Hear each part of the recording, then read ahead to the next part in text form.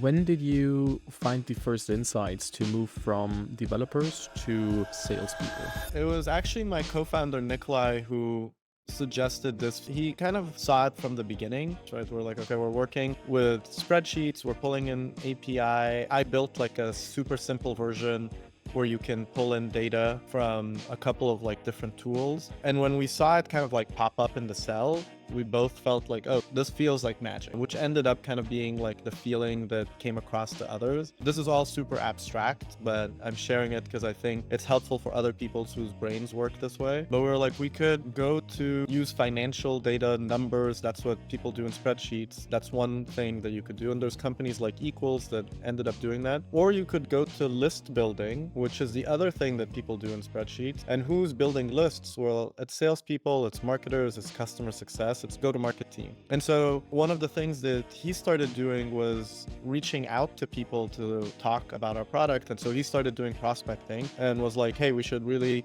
kind of like set it up to do prospecting. And quickly we decided, okay, there's outbound and then there's inbound.